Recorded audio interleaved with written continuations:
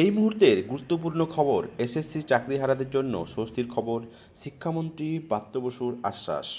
পশ্চিমবঙ্গের secondary school certificate পরীক্ষার চাকরিহারাদের জন্য শুক্রবারে একটি স্বস্তির ঘোষণা করেছেন শিক্ষামন্ত্রী ব্রাত্য বসু। বিকাশ ভবনে একটি বৈঠকের আগে জানিয়েছেন যে চাকরিহারাদের চাকরি ফেরাতেই শীঘ্রই রিভিউ পিটিশন দাখিল করা হবে।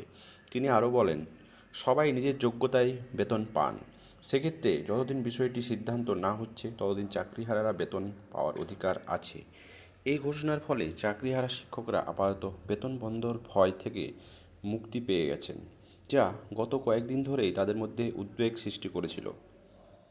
শিক্ষামন্ত্রীর আশ্বাসে কি বলা হলো?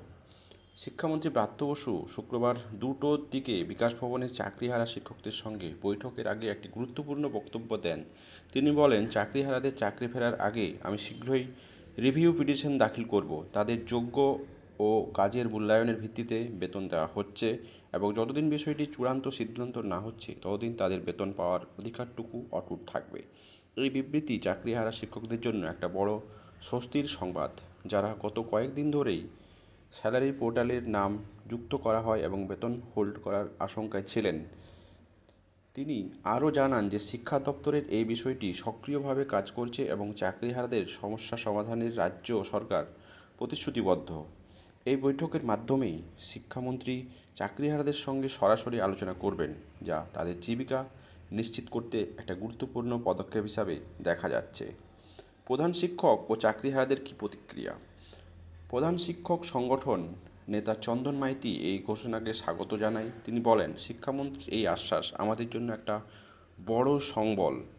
আমরা আশা করি রিভিউ পিটিশন দ্রুত দাখিল হতে দেখব এবং শিক্ষকদের জীবিকা নিশ্চিত হবে। অন্যদিকে চাকরিহারা শিক্ষকরা এই সংবাদে স্বস্তি পেয়েছেন, যারা গত সপ্তাহে দাবি করেছিলেন যে তাদের বেতন হোল্ড করা হতে পারে।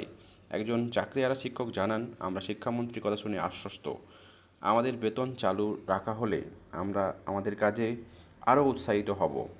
রাজনৈতিক প্রভাব। এই ঘোষণার রাজনৈতিক বৃত্তে আলোচনার সৃষ্টি করেছে। তৃণমূলের কংগ্রেসের এটি মমতা বন্দ্যোপাধ্যায় সরকারের শিক্ষাক্ষেত্রে সংবেদনশীলতার প্রমাণ হিসেবে দেখেছে, কিন্তু বিজেপি নেতারা মনে করছেন যে এটি নির্বাচনী রাজনীতির একটি অংশ।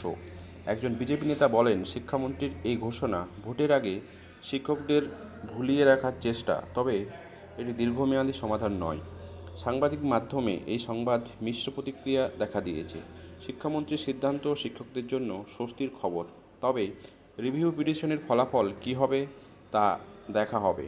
অন্যদিকে ব্যবহারকারীদের নবান্নের দায়িত্ব নিয়ে প্রশ্ন তুলছেন। শিক্ষামন্ত্রী ব্রাত্য বসুর ঘোষণা এসএসসির চাকরিহারা শিক্ষকদের জন্য এটি স্বস্তির খবর।